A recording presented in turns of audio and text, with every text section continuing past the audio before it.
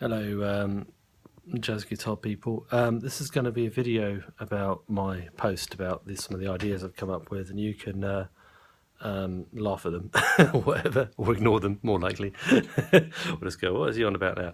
But I thought there's some interesting sounds and ideas which I thought come really out of the nature of acoustics, and I thought I'd show you some stuff. I've got a piano here, a real piano. I'm not sure if I can... I'm at my teaching job today, so I just thought I'd make a quick video, see if I can get the camera to put the keyboard in shot properly, which is going to be quite tricky. Okay, so you're gonna have to go at the end of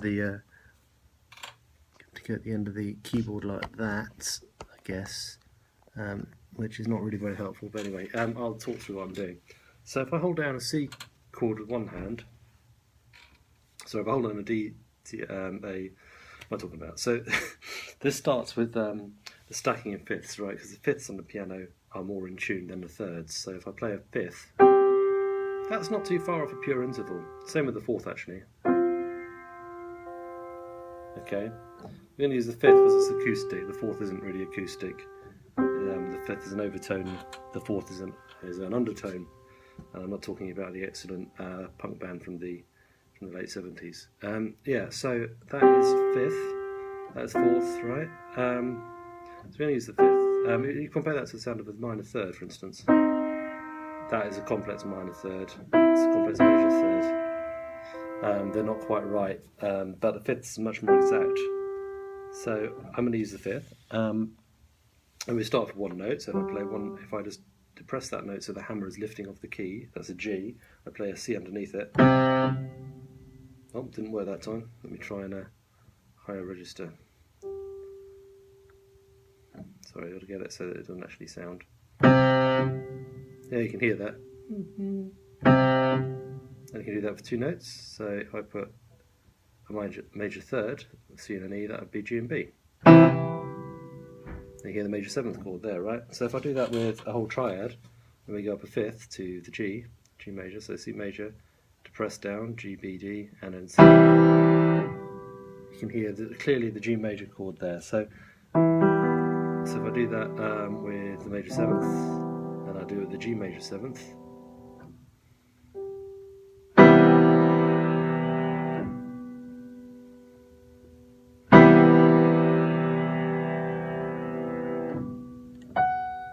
not quite getting the F sharp there. There you can hear that it vibrates. It's not particularly strong on that chord for some reason. Let me try a different register just in case that improves things.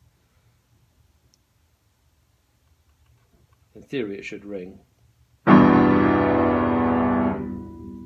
you can hear it there. Yeah. Right. So the point is that you can really stack things in fifths. So if I stack a major third in fifths, and then I keep stacking, I get a C Lydian mode, but then what I also get is a C sharp. And actually if I play all those notes together, you can hear that they sound kind of euphonious and united. I mean, if I put an F in there, it would sound far more dissonant. Right? So I see the C sharp, and Warren Marsh saw it this way, as an upper extension of the C major sound. Okay, so this does work only if you've got the right supporting structure. It's a bit like a sharp 11th. So if I play a sharp 11th against a C triad, it sounds like it wants to resolve up to G, whereas if I play it with the B, it starts to sound like a overtone of that chord, because of course the B and the B, F sharp, are a fifth apart, and if the piano's in tune, that fifth should not be too far off from just intonation. So, in the same way, we need an F sharp to get that C sharp on the go. Otherwise, it will just sound like a dissonance. Right? So if we put the and I think, in theory, it should just be enough just to have the F sharp and the C sharp. Let's just try that. I think that kind of works. Your mileage may vary with that. It certainly works when we've got the other notes in as well. Anyway, Warren Marsh certainly thought of this as a note you could sit on, and his 2-octave scale goes something like this.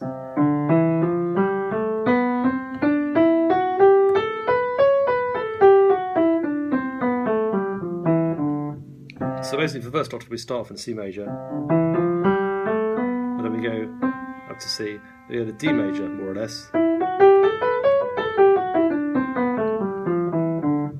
To get the sound of that particular chord, which is the C major 13 sharp 11th with an extra C sharp on top. Now this doesn't work for minor because minor just stacks up a lot more orderly. So again, sorry, just get that without sounding. I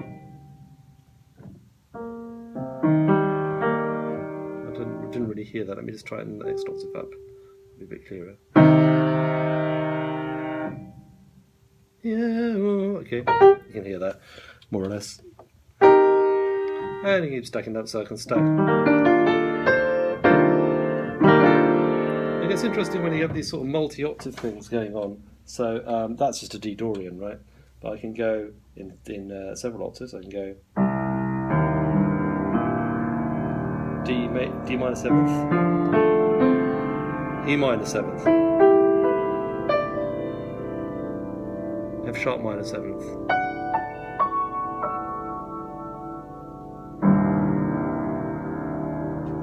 It's, you know, interesting idea. Maybe there could be extended tonalities, you know, based around these sorts of things, bringing them a bit closer. Major over minor is usually thought to be pretty ugly, but I think there's a sort of that could be used in some sort of contemporary music or something. It's got a certain sound to it. Another one that people know about, obviously, is the F major over the F sharp major over the C sharp. F sharp major over C. So this kind of thing. That's got a fairly long history.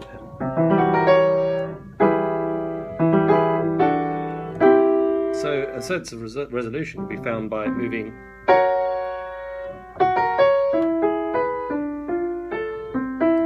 now that's kind of going down, and I mean you could also do it in fifths, right? So if we go up in fifths, C major,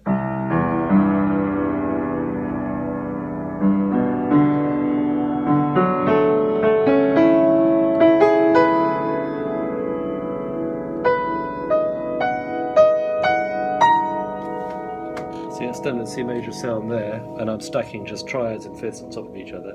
So obviously, if you move around the other way, I do something like, let's start on the F sharp, and then E major.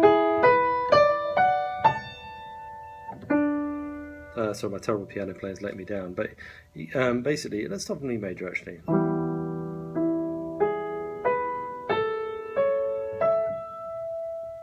And then D major.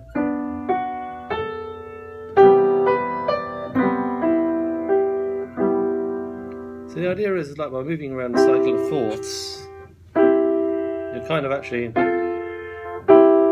unlike fifths where you're following the overtones, the fourths is the opposite direction. So that is to me why cycle 4 progressions work, because they're kind of, you know,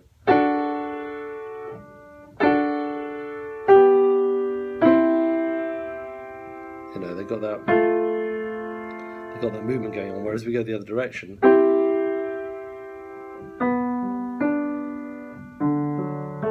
like Hey Joe, has a different effect. So basically if you go up the fifths, then you are advancing into the overtones of the original chord, so it doesn't feel like it's gone too far away from the original tonality, whereas if you're using the fourth-wise progression, you create a sense of movement. So that to me is why the cycle of fourths works so well. And you know, also descending down steps in the scale, which is a similar and related movement. Anyway, I don't know if that made much sense to anybody.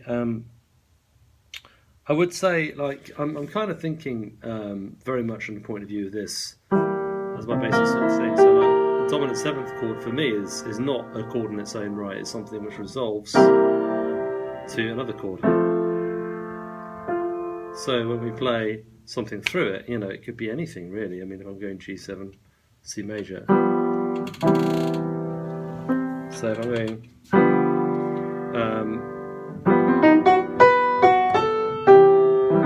you'll notice I use the F sharp on the G7 chord there, if you've got good ears. So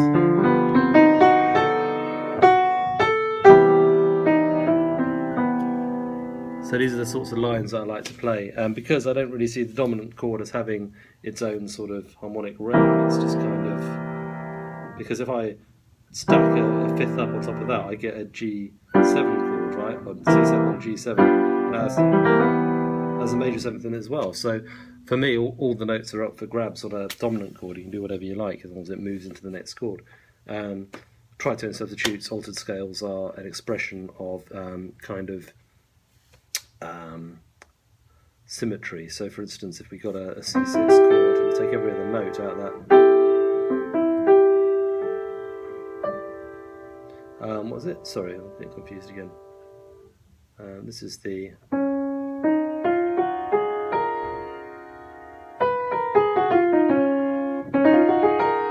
That's the tritone mixolydian mode, and then you move to... So it's kind of the opposite of the... you know, of the 6/9 chords, like pentatonic scales. If I play C pentatonic, all the notes which are left out are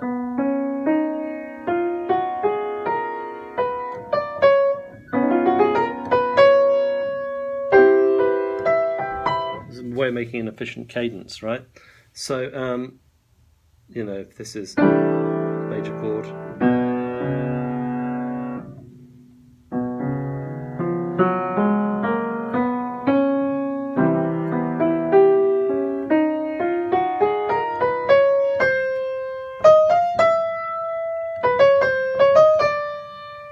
and so on.